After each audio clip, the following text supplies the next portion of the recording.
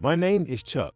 I'm a 42-year-old salesman, and my wife, Yolanda, who's 49 years old, is also my boss at work. We remarried 10 years ago, and she had a daughter, Helen, who was 13 years old at the time. Helen was in her adolescence, and I thought she wouldn't accept the remarriage, but to my surprise, she agreed without a fuss. However, after the remarriage, Helen's attitude changed drastically, and she started treating me like an ATM. Chuck, I'm getting married, so give me some money. Helen, who is now 23 years old and had started working at a restaurant right after high school graduation, called me on my phone after a few years after she began living on her own. It's been a while. How have you been? How much do you need for the wedding? Well, about $100,000, I guess. $100,000. Isn't that too much, even for a wedding? The average cost for a wedding is around $30,000, right? Shut up, you ATM. I'm giving you, who are a poor old man without a daughter, the joy of providing for a daughter. So just hand over the money. Sorry, but I can't afford $100,000. I'll give you $20,000, and you'll have to figure out the rest on your own. Tisk, you poor old man. Don't you dare tell Mom about this. After hanging up on me, Helen apparently called my wife's phone. Oh, is that you, Helen? How have you been? I could faintly hear Helen's voice, still cheerful when talking to my wife. I didn't scold Helen because I was grateful that she had allowed me to marry her mother. Considering the mental burden she must have felt having a stranger suddenly become part of the family, I could forgive her harsh words. Later, the date for the formal marriage introduction was set, and Helen brought her fiancé, Ken, a senior colleague from work. Nice to meet you. I've been dating Helen. Thank you. Ken seemed like a very sincere person. On the wedding day, my wife and I were looking forward to seeing Helen in her bridal gown as we headed to the venue. When my wife left to greet someone she knew, leaving me alone with Helen, she twisted her face and glared at me with obvious disgust. Hey Chuck, can you leave? You're not related by blood, so go home, will you? I was taken aback by Helen's sudden words. Why? Didn't you invite me to the wedding? I can just tell you not to come to the wedding when Mom is around, can I? Why don't you realize that it's wrong for a fake dad like you to attend my special day? Can you just leave the venue now? Okay, I thought about backing down, but I couldn't stand Helen's cold gaze and left the venue with a heavy heart. When I got home and checked my phone, I was surprised to see a lot of missed calls. Hello, this is Chuck. Helen had called, so I pressed the call button, and I could hear her panicked voice through the speaker. Chuck, please, come back to the venue right now. I was angry at being jerked around, but her tone was so unusual that I decided to head back to the venue. When I arrived, only Helen and some distressed staff members were left, and all the other guests had disappeared. What's going on? Where are Yolanda and Ken? When I asked Helen, who was slumped on the stage, she grabbed my arm and explained what had happened. When I told Mom that you had left because you were feeling ill, she didn't believe me and pressed me for the truth. Then some lady nearby said she heard me telling you to leave, and when everyone found out, they said, if Chuck isn't here, and left, and Ken's family thought something was off and left too. Mom went to bring you back, and Ken went to call his relatives. Hey Chuck, what should I do? This ruins my whole wedding. Even if the relatives left, what about your friends? Wasn't there anyone who stayed? I invited people from work, but no one came. Why? I just wanted everyone to celebrate with me. Why did this happen? Even Mom prioritized you over me. Wasn't I supposed to be the star today? Helen cried as if she was the victim, and I was at a loss for words. I couldn't leave because she was holding onto my arm, so I just stood there. After a while, Helen looked at me as if she had an idea. Hey, Chuck, the reason today's wedding was ruined is because you left on your own, right?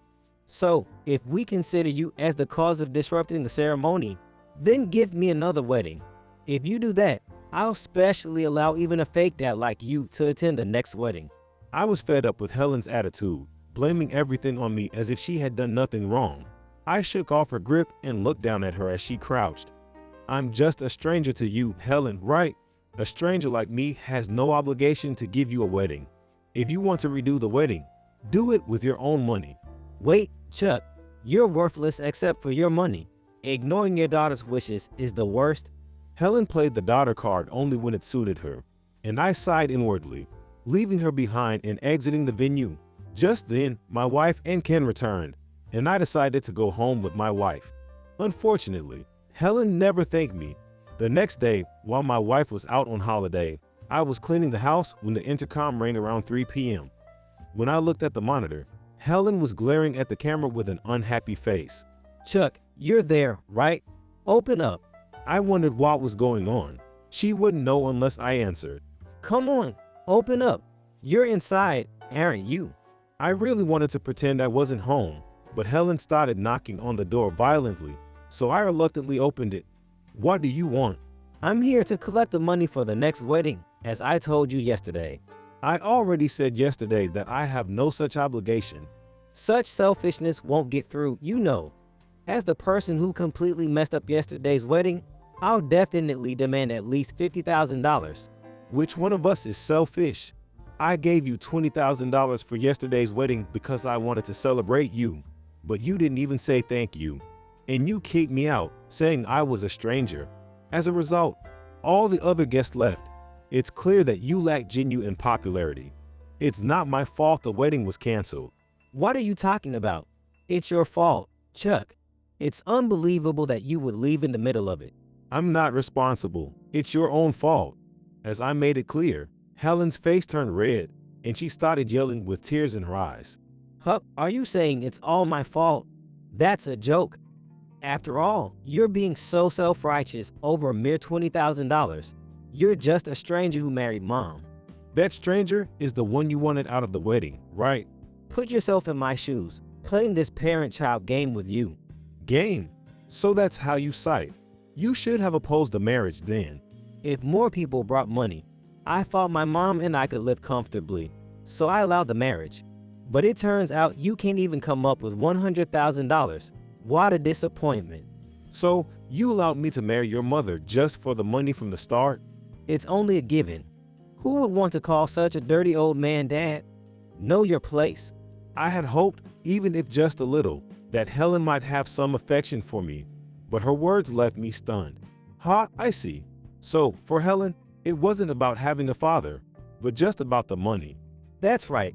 So, hurry up and pay for the wedding to make up for ruining yesterday's ceremony. I'll graciously accept $60,000. I didn't even have the energy to retort. What kind of apology is that? As I hung my head, and then the front door opened from the outside. Oh, Helen, if I knew you were coming, I would have bought some snacks. My wife, who had just returned from shopping, was pleased to see Helen's visit, but looked puzzled at me. What's wrong, Chuck? You look down. Did something happen? Seeing my wife genuinely concerned, I realized I couldn't keep it to myself any longer. I had thought I needed to handle things with Helen on my own and hadn't consulted my wife, but I opened up to her. Actually, I've been treated like a cash cow by Helen for a long time. A cash cow? What do you mean? I told my wife everything Helen had said to me, and she listened to the end, nodding. Helen tried to interrupt me, but my wife silenced her, allowing me to finally share my long-held frustrations about Helen with my wife. So that's how it was. Chuck, I'm sorry I didn't notice. No, I'm the one who should apologize for being so pathetic. I really thought you and Helen were getting along well. Helen, you've been saying such terrible things to Chuck for a long time. What were you thinking? My wife's sharp gaze turned to Helen, who, not wanting to be disliked by her own mother, started making desperate excuses. Well, this is not what it looks like, Mom. It's all a misunderstanding by Chuck. I was just trying to teach him the joy of having a child by asking for money. That wasn't a small amount, though. And, well, it's very happy for a parent to be dependent on by their child, right? Even without you asking, Chuck was happy to provide for tuition fees, living expenses, phone bills, and more. Thinking of us, you were sufficiently dependent on Chuck. That's what parents are supposed to do, right? I'm still a child. There were times I made things difficult for you, but even as a child, you shouldn't take things for granted. You must always remember to be grateful to others. But, Mom, I needed to keep up with the other kids, and that wasn't enough. You should make do with what you have. You're an adult now, asking for help with wedding expenses, and now asking for $50,000 to redo the wedding. Enough with the jokes. My wife raised her voice unusually, and Helen flinched. Besides, there's no way I would miss Chuck being unwell. It was your fault Chuck suddenly disappeared yesterday. Both Chuck and I were looking forward to your wedding. And after we helped with the expenses, to treat him so poorly, I can't believe it. Please, Mom, I'll allow Chuck to attend the next wedding, so convince him to give me $50,000. No, there's not a penny for you. If you want another wedding, hold it yourselves. We won't support you anymore. How could you? Even you, Mom, are taking Chick's side. That's a lie. You're supposed to be on my side, right? Seeing Helen still trying to cling to her with her usual tears, my wife had enough and decided to call Helen's husband to pick her up. Ken, I'm sorry for calling you out of the blue. No, I'm sorry. I didn't know about this. I apologize for the trouble. It's not trouble. Why, Mom? Let's talk about this at home. I'm sorry, but you two need to discuss this. Yolanda, Chuck, I apologize for this situation despite your assistance with the wedding expenses. I'll pay back the money, even if it takes time. Ken, while dragging reluctant Helen, bowed deeply to my wife and me before leaving. My wife apologized to me several times for not noticing Helen's behavior, but having her on my side made me feel supported, and we decided to go out for dinner that night. Thank you for today. But did I speak too harshly? No, she's an adult now. It turned out to be quite the start, but I hope she'll change her ways and find happiness. If I had been more attentive, maybe your relationship with her wouldn't have fallen apart. I'm sorry. No, I should have talked about it sooner. Let's leave the rest to Ken. I had wanted to have a real family relationship with Helen, my wife's daughter, so I didn't mind contributing to living and tuition expenses after discussing it with my wife. But after this wedding incident and learning Helen's true feelings, she felt less than a stranger to me. A month later, Helen, undeterred, visited our house again with Ken and made a shocking announcement in front of my wife and me. I'm pregnant. I just found out recently. Look, Mom, Chuck, you're going to have a grandchild. Aren't you happy? Well, congratulations. Putting aside whether we're happy or not, it's certainly good news. Congratulations. Thank you. I couldn't wait to tell you both. My wife and I exchanged looks, offering our congratulations with mixed feelings. After all the trouble with the wedding, Helen's nerve to come and report so nonchalantly was unbelievable. So, what brings you here today? We made it clear last time that we have no money to give you. Oh, come on, Mom. That was about the wedding expenses, right? I'm over the wedding thing. But this time it's for the baby shower. I need to buy a lot of things, so I'd be happy with about $2,000. But this time it's for the baby shower. I need to buy a lot of things, so I'd be happy with about $20,000. Well, what are you talking about? Helen, having revealed her true nature in front of my wife, now boldly talked about money even in her presence, and Ken, perhaps realizing it was futile to argue with Helen, hadn't said a word since. Look, Helen, when I said I wouldn't give you money, it wasn't just about the wedding. It was about everything. But you just congratulated me. You disregarded Chuck, someone important to me, behind my back, and acted as if it was only natural to want money. The $20,000 for the wedding expenses was even withdrawn from Chuck's account. That was because I got it after I told Chuck I would. It's irrelevant, isn't it? If you wanted money, you could have talked to me.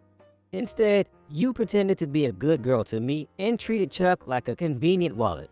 To you, Chuck was just a vending machine that dispenses money when pushed, wasn't he? I just can't forgive that.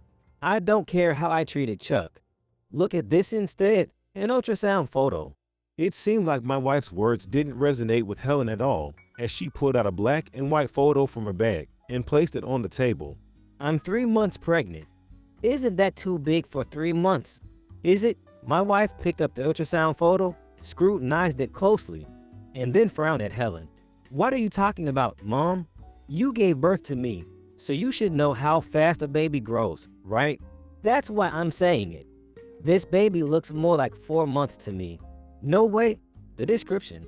The doctor said it's 3 months. What did you just say? Description section. Ken's eyes widened at the slip of the tongue from Helen. Description section. You did it. Stop it, please. Ken took Helen's phone from her bag, unlocked it with her fingerprint, and launched a marketplace app. Come to think of it, you received something in an envelope recently, right? Purchase history. There it is. The phone screen displayed a purchased ultrasound photo with the words purchased on it, and in the description section, it read, "I'm not sure, but it's about 3 months." You bought an ultrasound photo to get a pregnancy gift from Chuck and the others. To do such a thing. Recently, you've been complaining about not having money, and you've been taking money from my wallet without hesitation. So I started keeping my wallet in a safe. And now you're faking a pregnancy because you ran out of money. What have you been spending your full-time salary on? You knew, but that was necessary money. What kind of necessary expenses exceed your salary? Could it be you're cheating, spending money on another man? Cheating, Ken? Have you noticed any suspicious behavior from Helen? Yes.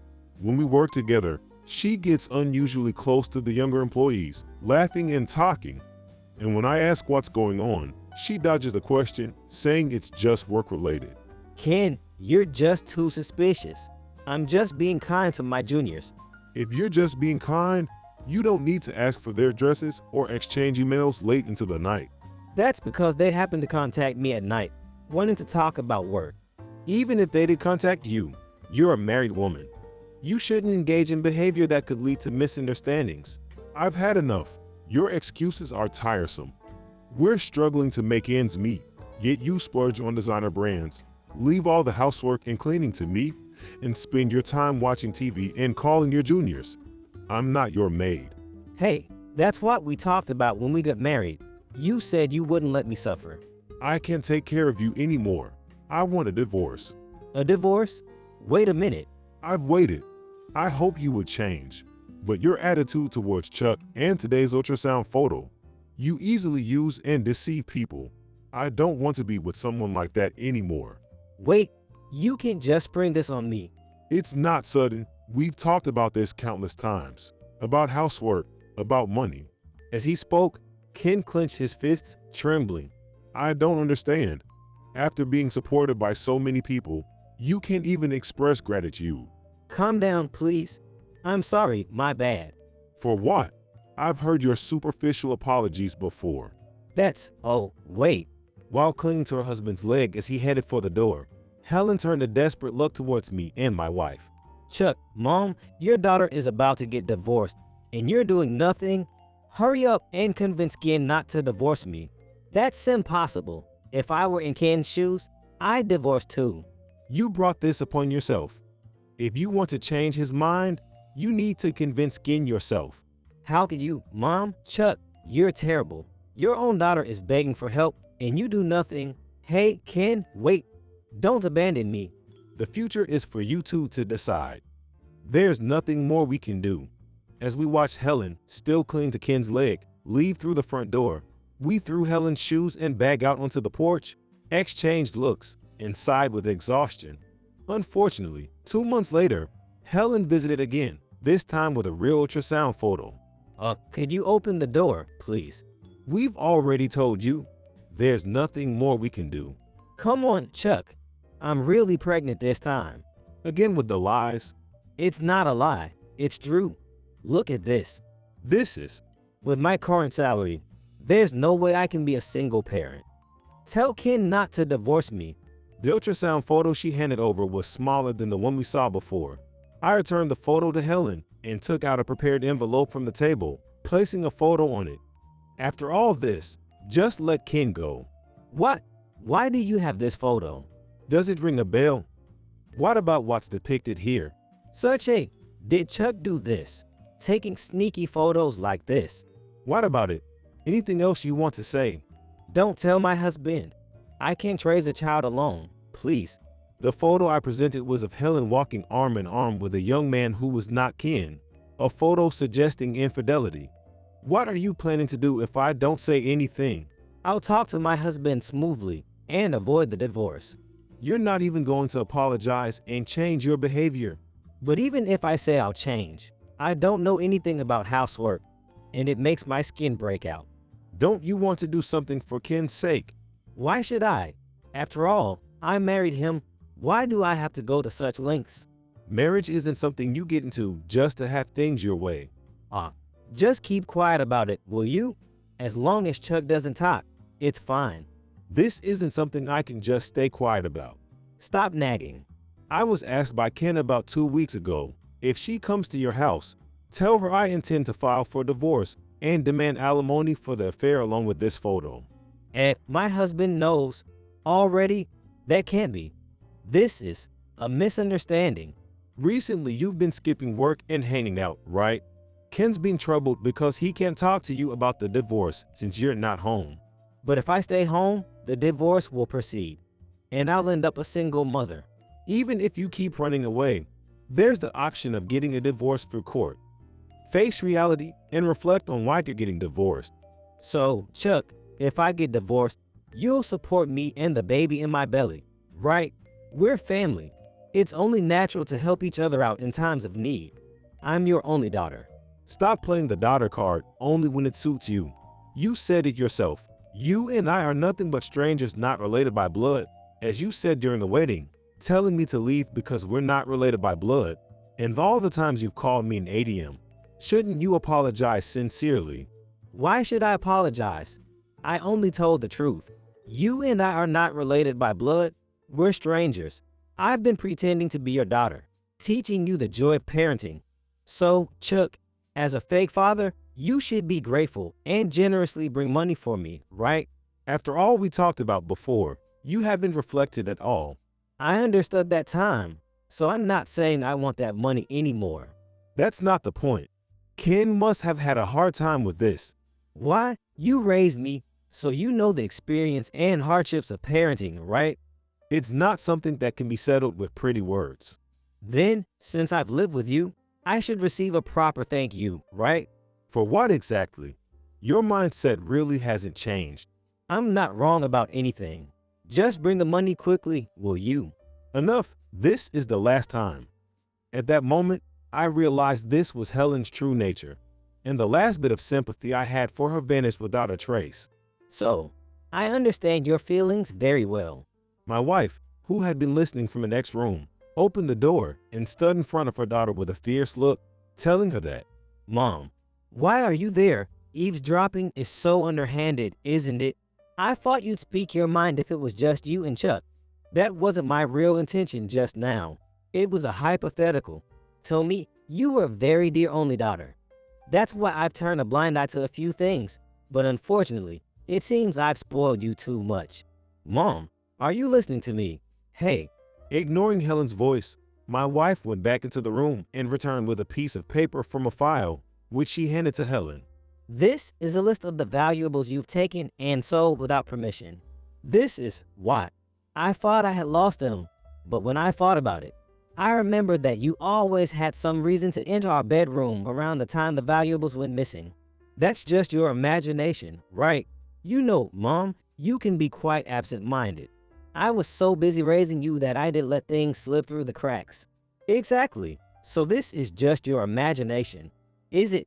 I always kept my favorite things like earrings in a specific place, you know. Maybe you were tired and didn't put them back. Oh, maybe I took them off and left them there. That's why you must have lost the emerald earrings without realizing it. Why do you know they were emerald earrings when the list only says earrings? That's, well, as written here, the jewelry you sold was worth over $1,000, even at a conservative estimate. I'm being lenient, you know. You'll pay it back in full. The intercom rang, and when I opened the door, Ken, whom I had secretly called, stepped into the living room and confronted Helen. Finally found you. This time you're going to sign the divorce papers. I hate divorce. I won't sign it. If you keep fussing, I'll demand double the alimony for the affair. Is that what you want? That's, well. Reluctantly holding the pen, Helen signed and then turned tearful puppy dog eyes to me and my wife again. Please, Dad, Mom, I have a precious baby growing inside me right now. Look, it's your long-awaited first grandchild. If we end up living together, you can watch the baby grow up close. Don't you think that's wonderful? I don't think so. I'm not generous enough to raise a child of someone who's not related by blood. A child of someone who disregards my loved one is neither a grandchild nor anything to me. If you want to raise it, do it yourself. That's so cruel. Don't ever come to this house again. If you do, I'll call the police for trespassing. I've had it. You're not human, Chuck, Mom. You're demons. I'm better off without this house. Helen grabbed the ultrasound photo in her bag from the table and quickly left through the front door. Thank you for contacting me. Now I can finally divorce her. Please take care of yourselves. As we watched his polite departure, my wife and I hoped he would find better luck in the future. Helen, who had been fired from her job, apparently begged the store manager and was rehired out of pity.